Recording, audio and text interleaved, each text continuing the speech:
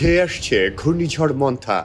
আদৌ কি মন্থার প্রভাব বাংলাদেশের উপর পড়বে, সে বিষয়ে আবহাওয়াবিদ ডক্টর মোহাম্মদ বজলুর রশিদ জানিয়েছেন, এই নামটা হচ্ছে আমাদের এসকেপ প্যানেল বলে WMO ওয়ার্ল্ড মেট্রোলজি অর্গানাইজেশন সংস্থা নির্ধারিত যে বিশেষ করে বে অফ বেঙ্গল এবং অ্যারাবিয়ান সি এর উপকূলীয় যেসব দেশ আছে এই দেশগুলো নামগুলো আগে থেকে ফিক্সড করা থাকে। এটা ক্যাপিটাল আকারে নামগুলো দেশের নামগুলো সাজানো থাকে, তাই প্রত্যেকটা দেশে আপনার 16টা করে নাম দেওয়া আছে।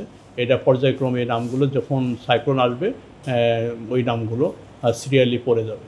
বেসিক্যালি হচ্ছে অক্টোবর নভেম্বর মাস, এটা হচ্ছে আপনার সাইক্লোন টাইম। বেসিক্যালি প্রতি বছর এই সময় আপনার নিম্নচাপ বা সাইক্লোন হয়ে থাকে। যেমন বাংলাদেশের বড় বড় সাইক্লোনগুলো 70 সাইক্লোন, এরকম অনেক বড় বড় সাইক্লোন এই অক্টোবর নভেম্বর মাসে হয়েছে। তবে যেটা হচ্ছে যে এই যে সাইক্লোন ক্রস করার পরে সাগরে আবার একটা নিম্নচাপ সম্ভাবনা আছে। তো আপাতত ওই রকম সাইক্লোন সম্ভাবনা নেই। তবে যেটা হবে আপনার যেহেতু নভেম্বর মাস তাপমাত্রা গ্র্যাজুয়ালি কমতে থাকবে, বিশেষ করে উত্তর অঞ্চলে, যেহেতু আপনার সূর্য গ্র্যাজুয়ালি দক্ষিণ দিকে চলে যাচ্ছে, তাপমাত্রা একটু করে কমে শীতের ঘনঘটা চলে আসবে, বিশেষ করে উত্তর অঞ্চলে। তবে ঢাকাতে শীত আসতে সময় লাগবে, এটা আমরা আশা করছি হয়তো ডিসেম্বরের মাঝামাঝি থেকে ঢাকাও তাপমাত্রা অনেকটা কমে যাবে। আর শীতের বেসিক্যালি যে জিনিসটা আপনার গ্লোবাল ওয়ার্মিং কারণে বেসিক্যালি যে নাম্বার অফ কোল্ড ওয়েভ সংখ্যা কমে যাচ্ছে, এটা অনেকটা স্বতঃসিদ্ধ। তবে যেটা হচ্ছে তাপমাত্রা যেটা হয় ইদানিং কিছুটা চেঞ্জ দেখা যাচ্ছে, বিশেষ করে আপনার ফগি কন্ডিশন বেড়ে যাওয়ার কারণে দিনের তাপমাত্রা কমে যায়। এটা বিশেষ ডিসেম্বরের মাঝামাঝি থেকেই দেশের উত্তর অঞ্চল এবং মধ্য অঞ্চল পর্যন্ত ঘন কুয়াশার কারণে ডে টেম্পারেচার কমে যায়। তবে এটা বেসিক্যালি ঘটনা ঘটবে আপনার ডিসেম্বরের শেষ থেকে জানুয়ারি মাস, এবং মেন শীতটা জানুয়ারি মাসে থাকবে। ডিসেম্বরে ওই রকম শীত আসবে না, যেটুকু শীত আসবে এটা উত্তর অঞ্চলে।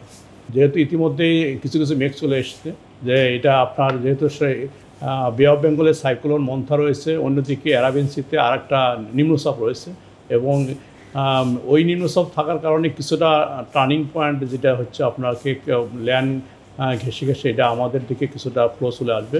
এটা অনেকটা মন্থার প্রভাবী, এবং এর প্রভাবে আপনার আগামীকাল থেকে দেশে অনেক জায়গায় বৃষ্টির সম্ভাবনা আছে, যেটা আমি আগেও বললাম। বিশেষ করে আপনার উত্তর অঞ্চল, রাজশাহী, রংপুর, ঢাকা এবং খুলনা এইসব জায়গাতে মোটামুটি ভালো বৃষ্টির সম্ভাবনা রয়েছে। না, ক্ষয়ক্ষতি ডিপেন্ড করে বৃষ্টির অ্যামাউন্টের পর, এটা আরও আগামীকাল গেলে আরও ক্লিয়ার বোঝা যাবে। যেহেতু এটা সাইক্লোনের ডাইরেক্ট হিট ওই রকম পড়বে না, যে উইন্ডস ওই রকম বাতাস থাকবে না, শুধু বৃষ্টির কারণে যে ক্ষয়ক্ষতি। আর যেহেতু এই সময় মাঠে প্রচুর শস্য রয়েছে, রবি শস্য, এবং প্রচুর আপনার শাকসবজি রয়েছে, যদি বৃষ্টির পরিমাণ কম থাকে সেক্ষেত্রে অনেকটা উপকারী হবে। আর যদি বৃষ্টির ব্যাপ্তি বেড়ে যায়, অর্থাৎ অতি ভারী বর্ষণ হয়, সেক্ষেত্রে ক্ষয়ক্ষতি হতে পারে। তবে এটা আগামীকাল গেলে আরও ক্লিয়ার বোঝা যাবে কী ধরনের ভারী বর্ষণ হবে কিনা।